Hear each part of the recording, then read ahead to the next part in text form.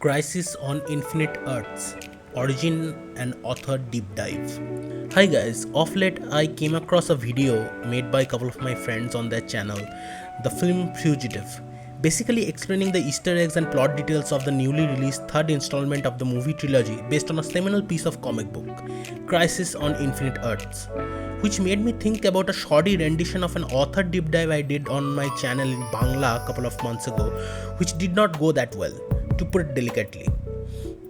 Which got me thinking that why don't I do a reboot of the same thing but this time in English to target a broader audience, to basically use this opportunity to utilize the traction generated on the eve of the new film's release. And friends, one thing you must know about me that I am one opportunistic man. Also, goes without saying that if you want to see a in-depth breakdown of the movies and books, check out the Film Fugitive and their channel, and I'll embed the link into the description of this video as well. It might be around the eve of the 60s.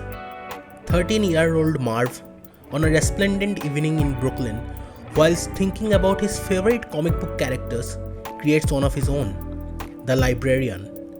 Mind you, the character of his is not a hero by virtue, he's a villain.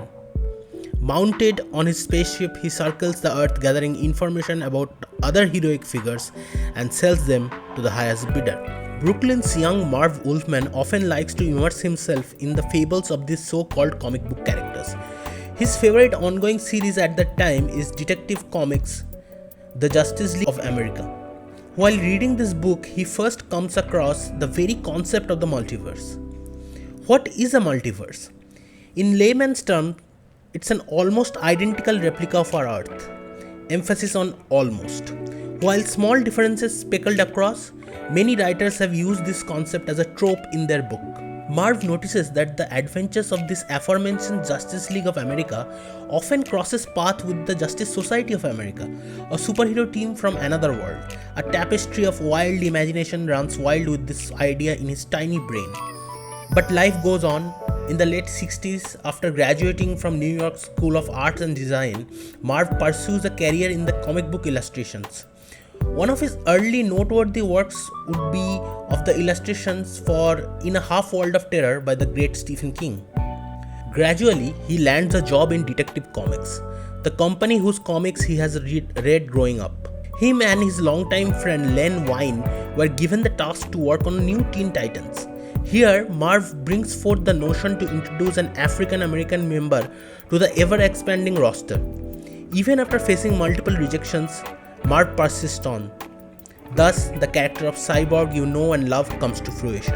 In the 70s, Marv leaves his job at DC to pursue other opportunities in a rival company called Marvel, where he lands the cushy job of editor-in-chief.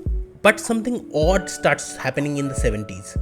Comic book shops start to crop up like mushrooms everywhere, and all the collectors start to buy the first edition at an exorbitant price. Marv returns to DC and wishes to use this fad to his advantage, creates something new and exciting, but he couldn't figure out exactly what. In the meanwhile, Marv starts to work on Green Lantern, where he finds a plethora of continuity errors on plots and characters.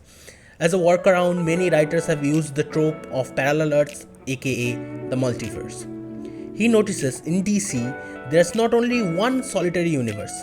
There's Earth 1, 2, X, S, Earth Prime. It's a complete mishmash of convoluted storytelling. That's why new readers can't figure out where to start with the lore. Because only Batman, Superman and Wonder Woman have multiple variants to their names, let alone other characters. Marv sends out a memo to this upper brass and even they take notice. After much deliberation, it's decided that these errors will be streamlined through a 12-issue series written by Marv Wolfman and illustrated by George Perez. DC starts an elaborate marketing campaign. On 1981, the name of the series is announced, Crisis on Infinite Earths, with the tagline, Worlds lived and worlds died, and the DC universe will never be the same. The readers go ecstatic over this. Marv and George immerse themselves in deep research. From 40s to the 80s, they painstakingly comb through every minute details ever published by DC. It takes them 3 years to tie all the loose ends together. At last, on the eve of DC completing its 50 years in the business, the first issue of Crisis on Infinite Earths gets released. You remember the Librarian? A figment of Marv's childhood imagination? With tweaks, he is brought to the fray as Monitor.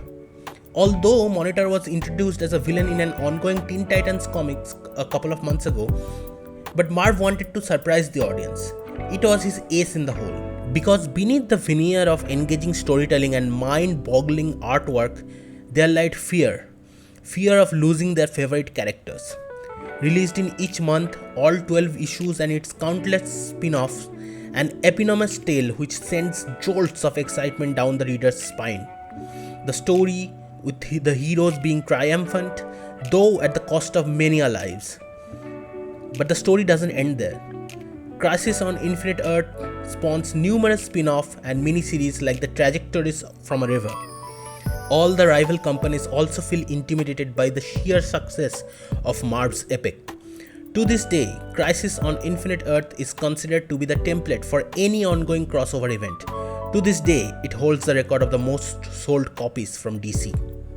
A quick time-lapse of 40 years, a big budget crossover event is made based on this story with a star-studded cast from Hollywood. It goes back to that afternoon, to its very inception of Marv's imagination and his relentless effort to manifest his imagination into reality.